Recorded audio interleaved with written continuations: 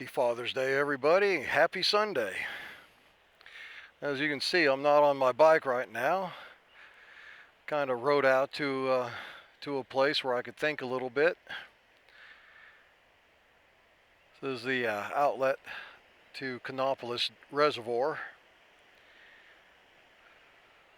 When I was a kid, visiting my grandmother, and when my dad and I would come out here and fish, we'd come out here and do like those people down there are doing. I've seen this thing rooster tailing before.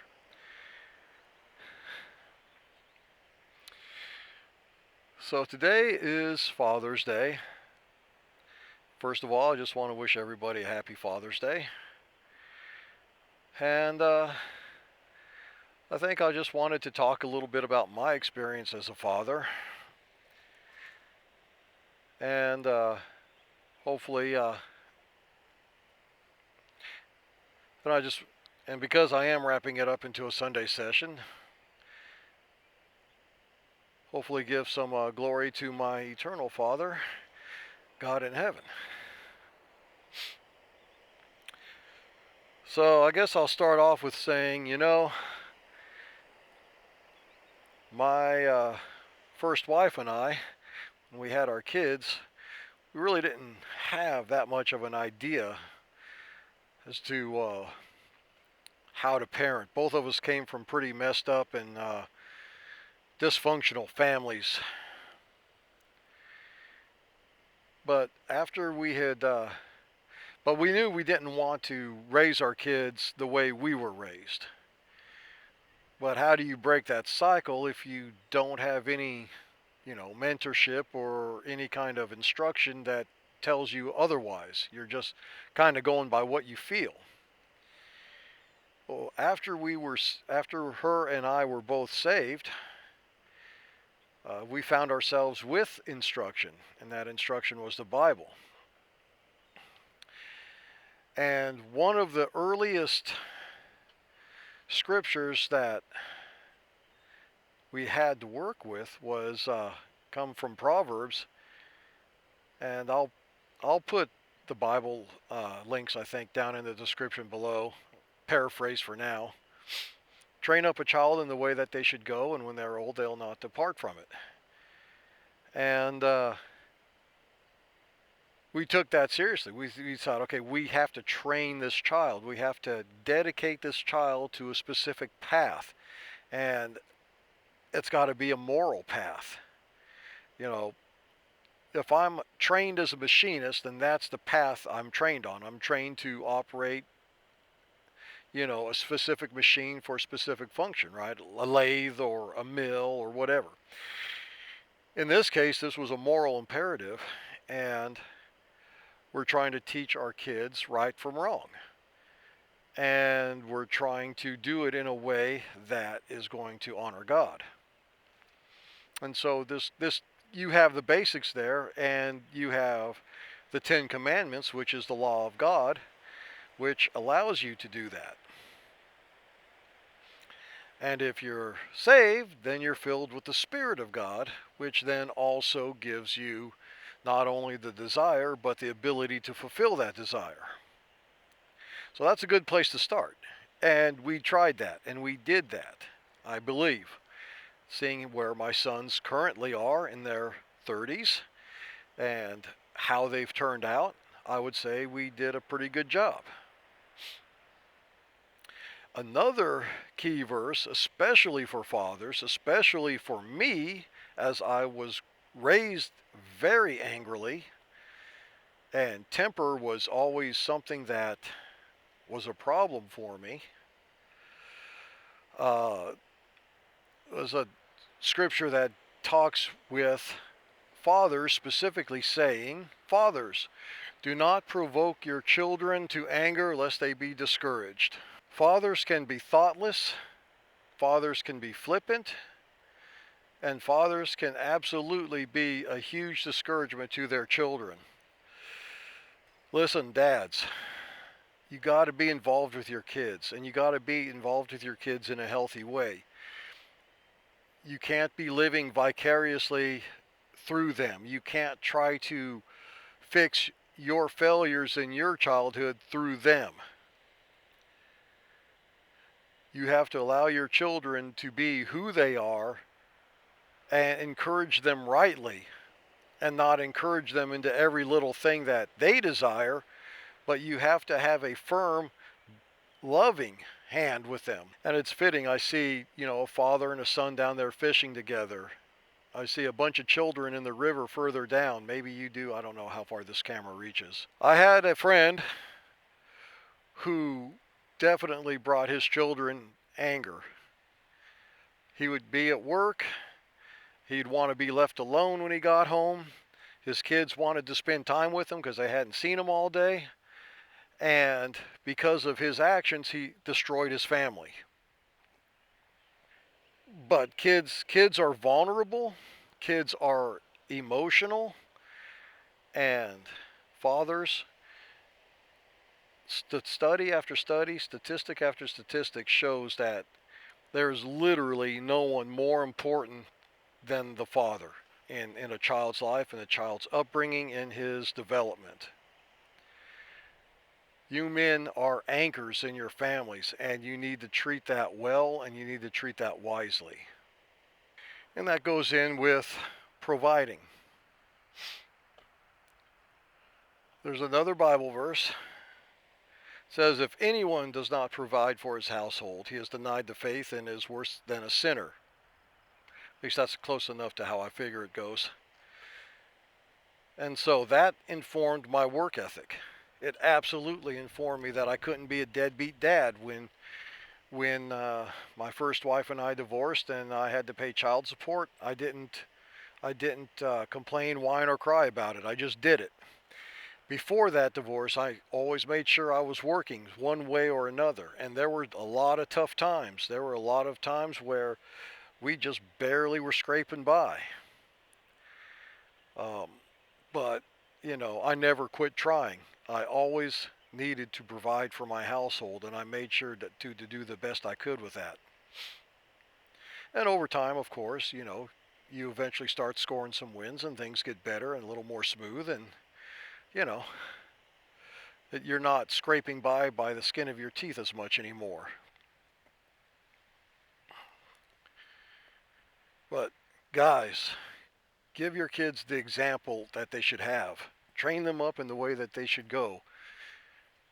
Show them a good work ethic. Show them a good family ethic after you get home. Show them you love them that in the way that you provide for them and in the way that you spend time with them. Discipline them well with love and not out of anger.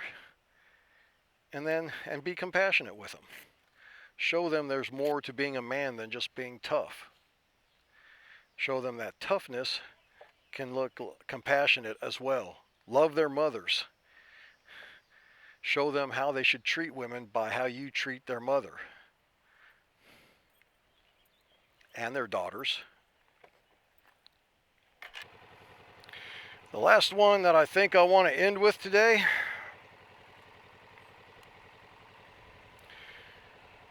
Proverbs 17:6, grandchildren are the crown of the aged.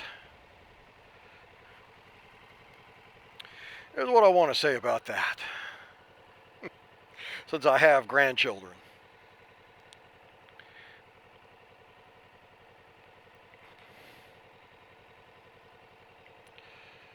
A lot of these videos, I've said it before, are for my grandchildren. Primarily.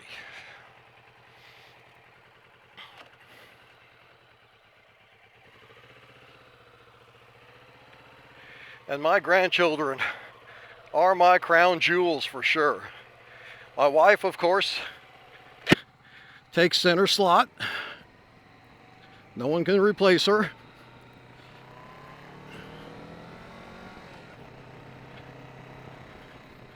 But my grandchildren, when I see my grandchildren, and I see what my children are doing with raising them, you know what? That in my mind, erases all my failures that I did as a father. And there are plenty of them, tons of them, more than I care to remember.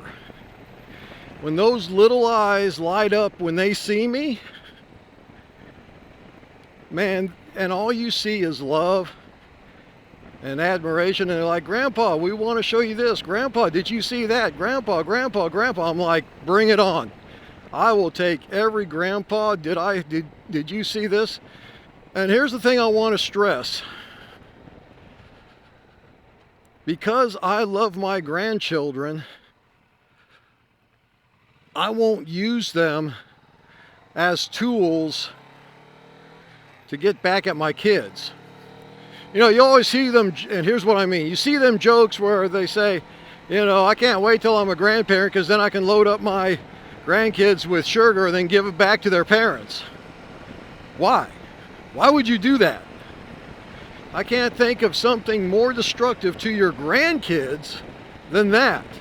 Well, actually, that's not true. I can think of a lot of things more destructive. But my point being is, you're not loving your grandkids. You're not loving your kids very much either.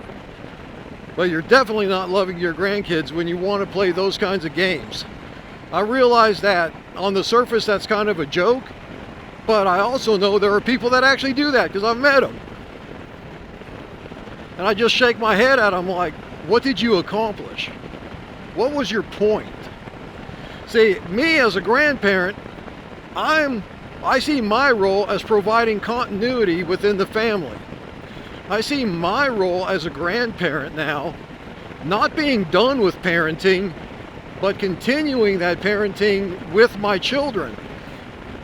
What does that look like? That looks like if my kids drop off their progeny, their arrows out of their quiver, so to speak, their heritage to the Lord, to me to babysit, me and my wife.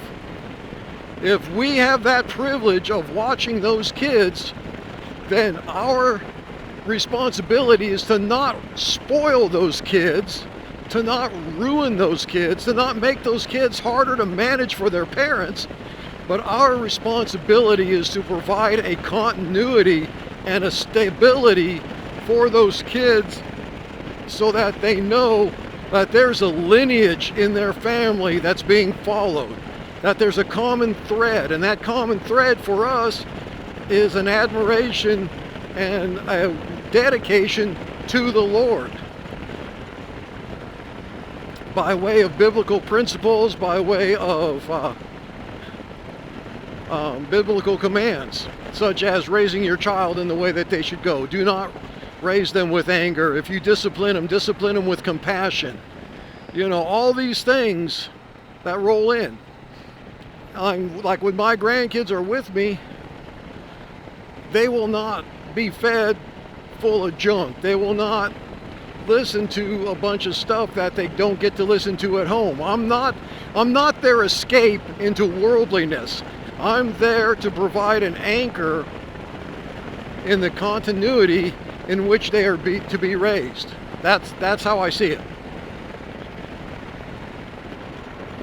Now, does that mean their parents and I agree on every little thing? No. My kids are grown adults. They've not strayed from how they were raised. They are saved. They are living for God. Now, within that, there are nuances that are different than what they were raised with. Different experiences, different things have led them to different directions than what they initially were raised with. But does that mean they've strayed from the faith? Does that mean that they're totally disappointing to me? No, not at all. Absolutely not. If anything, I've drifted closer to where they are than where I was. And so the grandkids are going to see, you know, some things that are different, but not unhealthy or not heretical or things like that. They're going to see different shades within this Christian belief that are still facing towards Christ, that are still facing towards the same direction. At least that's my hope. Anyways, I hope all of that made sense. This was kind of on the spur of the moment. It rained. It looks like it might rain again. Y'all be good, and happy Father's Day.